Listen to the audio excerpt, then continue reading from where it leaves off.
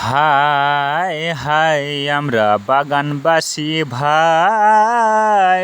কেন্দ্রীয় সরকার যদি অনুমোদন দেয় তাহলে বরাকের বিরোধী দল সহ বরাক উপত্যকার 40 লক্ষ মানুষই বরাকে গ্রিনফিল্ড এয়ারপোর্ট হোক এটা চায়।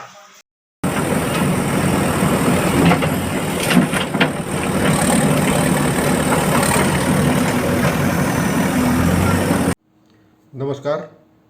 आपका स्वागत है मेरे चैनल देश परदेश विद प्रभाकर में और आप देख रहे हैं मेरा खास कार्यक्रम पॉलिटिक्स विद प्रभाकर।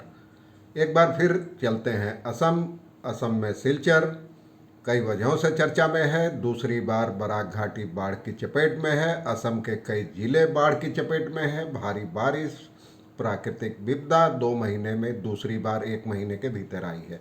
पिछले महीने पहले दौर की बाढ़ आई थी, इस बार दूसरे दौर की। इस बीच सिलचर में प्रस्तावित ग्रीनफील्ड एयरपोर्ट परियोजना खटाई में पड़ती नजर आ रही है।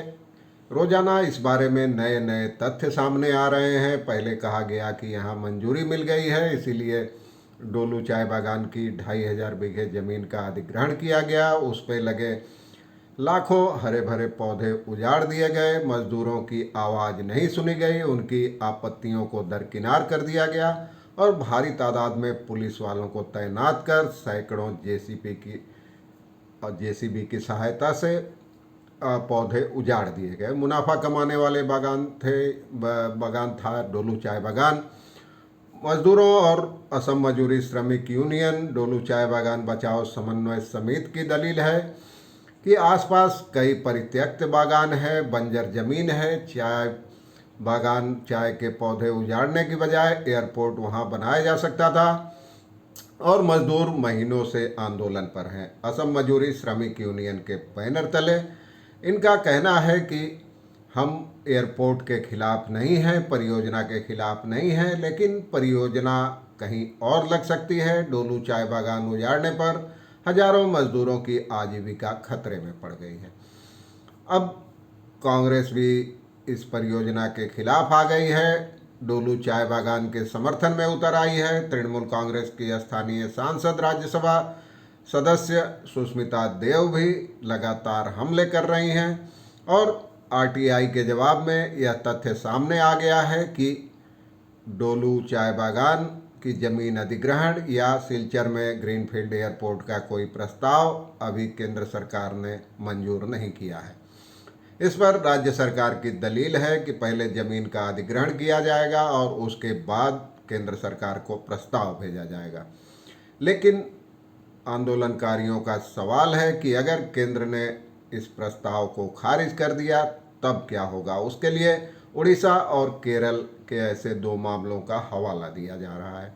अब प्रतिकूल मौसम के बावजूद मजदूरों का धरना, विरोध प्रदर्शन, नारेबाजी जारी है और मजदूरों ने हिम्मत नहीं हारी है। उन्होंने आंदोलन को मजबूत करने के लिए एक गीत भी तैयार किया है। मैंने उसका कुछ हिस्सा आपको सुनाया, आगे और सुनाऊंगा। देखिए पूरी रिपोर्ट। जंचे तो चैनल को सब्सक्राइब करें, मित्रों परिजनों से शेयर करें और घंटी का निशान भी दबा दें।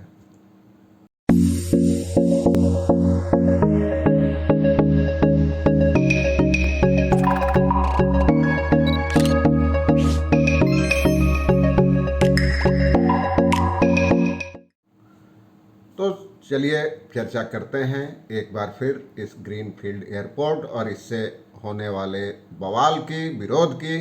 हालांकि देश के एक कोने में होने के कारण इस बारे में मुख्य धारा की मीडिया में ज़्यादा खबरें नहीं आ पाई है। एक आध खबरें छोटी मोटी छपी भी है, तो आम लोगों को जानकारी नहीं है देश के बाकी हिस्से में। लेकिन मैं लगातार यह मुद्दा उठाता रहा हूँ। अब बीडीएफ जो इस आंदोलन के समर्थन में है मजदूरों के, और उसके जो डोलू बचाओ चाय बागान बचाओ समन्वय समिति में भी है, बीडीएफ के अध्यक्ष प्रदीप दत्त राय, उन्होंने भी ग्रीनफील्ड एयरपोर्ट के लिए, जिसे अभी मंजूरी ही नहीं मिली है, डोलू चाय बागान को उजाड़ने का विरोध किया है।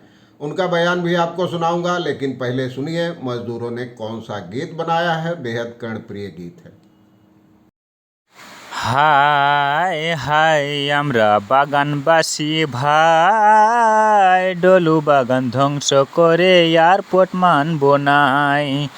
হাই হাই আমরা বাগানবাসী ভাই, চারা বাগান ধ্বংস করে এয়ারপোর্ট মানবো নাই। আমাদের ডলুরও বাগান ও ভাই সোনারও বাগান, আমাদের ডলুর বাগান ও ভাই সোনারও বাগান। ওই ভাই একটি চারা গাছে বাঁচে শ্রমিকের প্রাণ, ও ভাই একটি চারা গাছে বাঁচে শ্রমিকের প্রাণ। হাই হাই আমরা বাগানবাসী ভাই, ডলু বাগান ধ্বংস করে এয়ারপোর্ট মানবো নাই। ও ভাই ডলু বাগান ধ্বংস করে এয়ারপোর্ট মানবো না। লাখ টাকার লোভ দেখায় বোকা বানাইতে চায়, লাখ টাকার লোভ দেখায় বোকা বানাইতে চায়। আগের মতন বাগান শ্রমিক আর যে বোকা নাই, ও ভাই আগের মতন বাগান শ্রমিক আর যে বোকা নাই। লাখ টাকাও নিব না আমরা ডলু বাগান ছাড়বো না, লাখ টাকাও নিব না আমরা ডলু বাগান ছাড়বো না। চারা বাগান ধ্বংস করে এয়ারপোর্ট মানবো না, ওরে ভাই চারা বাগান ধ্বংস করে এয়ারপোর্ট মানবো না। হাই হাই আমরা বাগানবাসী ভাই, ডলু বাগান ধ্বংস করে এয়ারপোর্ট মানবো না। হাই হাই আমরা বাগানবাসী ভাই, চারা বাগান ধ্বংস করে এয়ারপোর্ট মানবো না। ও ভাই ডলু বাগান ধ্বংস করে এয়ারপোর্ট মানবো না, আমরা চারা বাগান ধ্বংস করে এয়ারপোর্ट मानबो ना। आपने सुना मजदूरों का स्वरचित गीत और इसे हर जगह बजाया जा रहा है धरने प्रदर्शन के समय, नारेबाजी के समय। अब आपको बताता हूँ बीडीएफ के अध्यक्ष प्रदीप दत्ता राय, जो डोलू चाय बागान बचाओ समन्वय समिति में हैं, उन्होंने क्या कहा। और आपको बता दूं कि इस मामले में गुवाहाटी हाई कोर्ट में भी एक याचिका दायर की गई है, यानी अब अदालती लड़ाई भी शुरू होने वाली है। तो चलिए देखते हैं प्रदीप दत्ता राय ने क्या कहा है। কেন্দ্রীয় সরকার যদি অনুমোদন দেয় তাহলে বরাকের বিরোধী দল সহ বরাক উপত্যকার 40 লক্ষ মানুষই বরাকে গ্রিনফিল্ড এয়ারপোর্ট হোক এটা চায়। এ নিয়ে কোনো দ্বিমত থাকতে পারে না। অযথা সাংসদ রাজদীপ রায় বিরোধী দলকে দোষারোপ করছে, কিন্তু ডলুতেই সেই গ্রিনফিল্ড এয়ারপোর্ট হতে হবে এটা নিয়ে সাংসদ কেন প্রতিজ্ঞাবদ্ধ হয়ে আছেন। আজকে এই গ্রিনফিল্ড এয়ারপোর্ট বরাক উপত্যকার যে কোনো স্থানে হতে পারে, বিশেষ করে 3 জেলার মধ্যবর্তী স্থান বদরপুর, পাঁচগ্রাম, সেখানে এই গ্রিনফিল্ড এয়ারপোর্ট হলে পরে বরাক উপত্যকার 40 লক্ষ মানুষের সুবিধা হবে। কেননা ডলুতে গ্রিনফিল্ড এয়ারপোর্ট হলে হাইলাকান্দির মানুষের এয়ারপোর্টে পৌঁছতে 3 ঘন্টা সময় লাগবে, করিমগঞ্জের মানুষের 3 ঘন্টা সময় লাগবে, শিলচরের মানুষের 1.5 ঘন্টা সময় লাগবে। কিন্তু যদি বরাক উপত্যকার মধ্যবর্তী স্থান বদরপুর অথবা পাঁচগ্রামে হয় তাহলে শিলচরের মানুষ 8 ঘন্টায়, করিমগঞ্জের মানুষ 8 ঘন্টায় এবং হাইলাকান্দির মানুষও 8 ঘন্টায় এই বিমানবন্দরে পৌঁছতে পারে। সব থেকে বড় কথা হচ্ছে গতকাল সাংসদ যে সমস্ত কথাবার্তা বলেছে, আমি মনে করি যে এই মুহূর্তে গত 2 মাস ধরে এই বৃষ্টির জন্য, বন্যার জন্য শিলচর থেকে ভারতের সমস্ত যোগাযোগ বন্ধ হয়ে গেছে, রেলপথ বন্ধ, সড়কপথ বন্ধ। অথচ এখানে শিলচর থেকে গুয়াহাটি যাবার বিকল্প রাস্তা থাকা সত্ত্বেও, সরকারের প্রপোজাল থাকা সত্ত্বেও এ নিয়ে সাংসদ একটি কথা বলছেন না। এই মুহূর্তে আমাদের সড়ক রেলপথ জরুরি না গ্রিনফিল্ড এয়ারপোর্ট জরুরি? আজকে বিমানে বরাক উপত্যকার 2% মানুষ যাতায়াত করে, কিন্তু রেল এবং সড়ক পথে 88% মানুষ যাতায়াত করে। কোনটা বেশি জরুরি? এ নিয়ে সাংসদ তো একটি কথা বলেননি। আজ পর্যন্ত বিকল্প সড়ক, বিকল্প রেল রাস্তা এই সমস্ত নিয়ে আমাদের সাংসদের মুখে একটি কথাও শুনেননি, একটি কথাও বলেননি। তাহলে আমরা কি ধরে নেব যে একটা ব্যবসায়িক স্বার্থ জন্য আজকে উনি ডলু এয়ারপোর্টেই বিমানবন্দর করতে হবে বলে আজকে উনি গো ধরে বসে আছেন? এটা তো ঠিক নয়।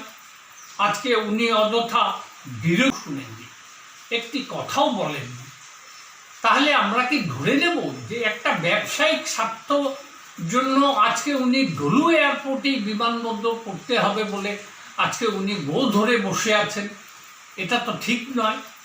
আজকে উনি অযথা বিরোধী দলকে দোষারোপ করছেন। তাই আমি সাংসদকে অনুরোধ করব যে বিকল্প সড়ক, বিকল্প রেল ব্যবস্থার জন্য অবিলম্বে উনি প্রধানমন্ত্রী মুখ্যমন্ত্রীকে বলুন তদবির করতে। এটা এই মুহূর্তে বরাকের জন্য সবচেয়ে বেশি প্রয়োজন। আজকে কেন্দ্রীয় সরকার যেখানে বরাকে একটা এইমস করতে চাইছে, all India institute of medical science, এ নিয়ে সাংসদ রাজদীপ রায় একটি কথা বলছেন না, একটুও তদবির করছেন না, কেন্দ্রীয় সরকারের সঙ্গে কোনো কথা বলছেন না। কোন হসপিটালের স্বার্থে উনি এইমস এখানে হোক সেটা চান না, সেটা বরাকবাসী জানতে চায়। আর গ্রিনফিল্ড এয়ারপোর্ট নিয়ে আমাদের সবার মতামত আছে, এটা সাংসদকে স্পষ্ট করে বলে দিতে চাই।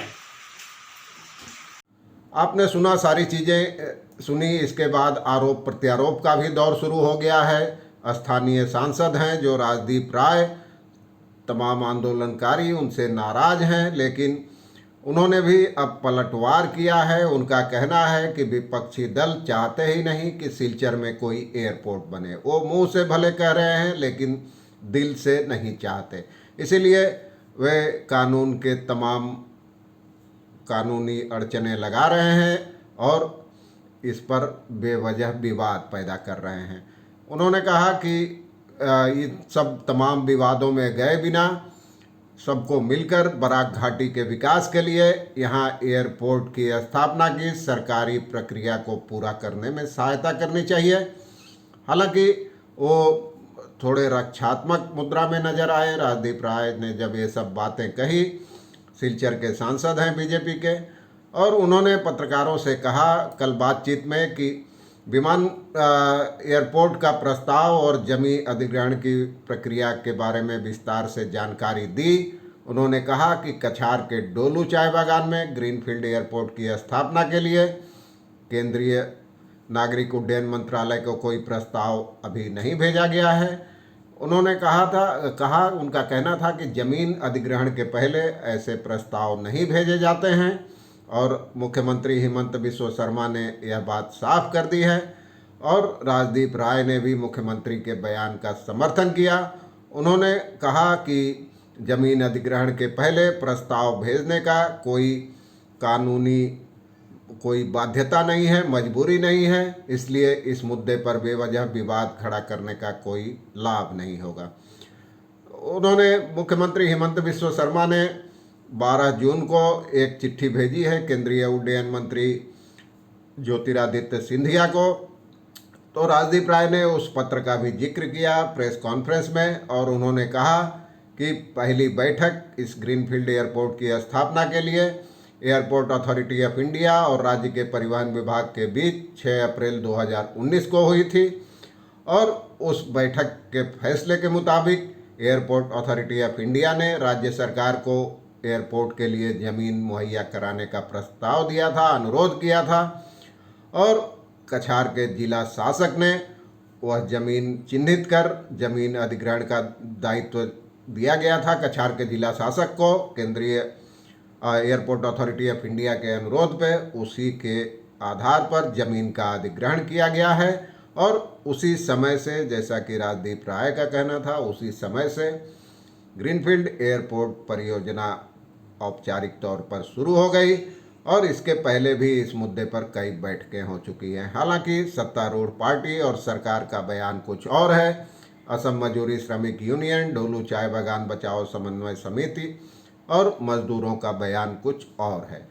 और मजदूरों और तमाम आंदोलनकारी संगठनों ने एक बात साफ कर दी है कि वे एयरपोर्ट परियोजना के खिलाफ नहीं हैं, लेकिन इसके लिए एक हरे भरे चाय बागान को बर्बाद नहीं किया जाना चाहिए, चाय उद्योग को बर्बाद नहीं किया जाना चाहिए। इसके बजाय डोलू चाय बागान को एक पर्यटन केंद्र के तौर पर विकसित करनी चाहिए, विकसित कर दें, सरकार को करना चाहिए ताकि वहाँ रोजगार के नए अवसर पैदा हो सके। तो रोजाना नई नई बातें, दलीलें, जवाबी दलीलें, ये सब आरोप प्रत्यारोप लगातार बढ़ रहा है। खराब मौसम के बावजूद मजदूरों के हौसले बुलंद हैं। तो आगे देखते हैं क्या होता है इस मामले में और आगे क्या होगा। आज के लिए बस इतना ही। धन्यवाद, नमस्कार।